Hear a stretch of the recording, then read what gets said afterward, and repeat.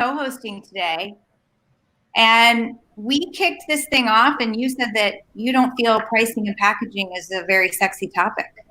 How do you feel about it now? I know, right? It's amazing how you can, once you sort of get into it, demystify it, there's definitely a sexy side to pricing and packaging, especially, when you tie it close to the outcomes of what marketing's trying to achieve. And I love that it's not just a science, but there's also an art and there's a psychology to it. So that just really lit it up for me in terms of an interesting area.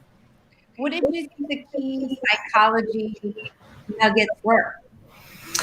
Definitely. And it's in quick summary, don't ship out the Cheesecake Factory menu with the hundreds of options and, levers in which you do pricing. You've got to keep it simple, give them a good, set of 3 options, and you want to channel them towards the middle. So make the decision-making process, number one, extremely transparent as much as you can to build that trust in that pricing, initial pricing phase of understanding, how does this company price, and then keep it a simple understanding process and make sure that the integrity of your first touch in terms of how an organization prices versus how they actually get charged remains consistent. There can't be any surprises throughout the process. One of the things we talked a lot about, which I thought was an important concept to grasp, is your core lever. Like, what is your core pricing metric? And that's almost the secret sauce of your pricing. I thought it was interesting to think through like the different criteria for a good metric, right? Like, is it going to grow? Is it valuable to perceive to the customer? Is it easy to track? Like, there were all these different factors into picking a good metric. Absolutely. And, we got some pro tips out of it as well. Making sure that with those metrics, then it scales with value. So the more consumed value, then you can start your, you're driving your CLTV, over time. And not the big thing that we talked about never to do is the unlimited, right? Where there's no upside. So you've got to have a vision for, land and expand. It scales with value. And then you're in what we want to do. I'm a B2B SaaS company. I want to make sure my customer acquisition cost and CLTV are where I want them to be, and making sure the pricing allows me to get there. So we covered a lot of gotchas. One gotcha was not testing enough before you rolled it out to sales. That was a big gotcha. Another gotcha that I remember is kind of doing it as an internal exercise, which seems obvious, but we can get caught in that trap. So not getting enough data on customers and what parts of the platform are creating value. Another one that I remember is like what you put in your packages and your bundles. And so thinking about what's the leading feature, what's the filler, and then avoiding like junk features that people are going to try to take out. What else? Any other gotchas that we talked about? I feel like there were a lot. Oh, absolutely. Yeah. Yeah. Don't offer too many options. So that psychology piece that we just talked about, and knee-jerk reactions to competitive price pressures. So sort of knowing your model, sticking within your model, not over, having guidelines on discounting, pricing and policy.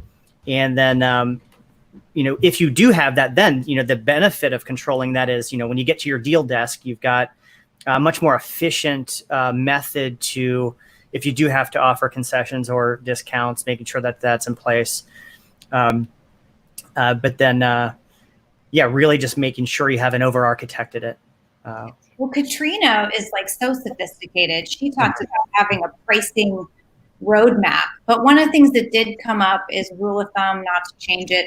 Less is more. So maybe every 18 months, I think is what James recommended. But then Katrina said on a quarterly basis, you can make kind of one small tweak to refine it. So I thought that was an interesting way to think about pricing as a roadmap, because I don't know if I've thought about it that way. Yeah, the other thing that was really interesting is with several folks, there was it's not just one model or another. It seemed like there was it was like a blended model of cost plus, competitor based pricing dimensions, and value based pricing dimensions, which I thought was really interesting. But it definitely sort of the leader was making sure that price to value equation is always optimized, and you're always pushing towards making sure it's value based to drive that long tail consumption. So net, we think pricing and packaging is sexy. We're bringing sexy back. We are. And we think, or I was debated into the fact that CMO's got to lead this charge. Mm-hmm. Even though it's a big one, it's a meaty one. If we want to be chief market officers, we got to get in there and make the magic happen. So that was pretty good. But net, I thought it was a great session. What do you think, Ed? It was an awesome session, and it's one of those where we're now, I think, sort of this window of looking at our businesses and looking at how, with SaaS in our business moving on, making sure that we've got that equation down, that proper equation, which is really important. Getting some of the legacy sort of pricing assumptions in our models out, and then really building the pricing structure for long-term value and growth. We're all about scale and growth, and we've got to make sure that we're constantly keeping open opportunities and not taking our revenue opportunities off the table. So yeah, it's really exciting, and it's a new roadmap that I'll continue to work over time.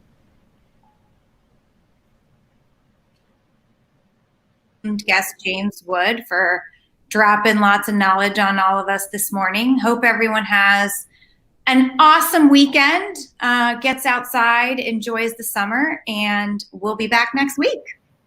Sounds like a plan.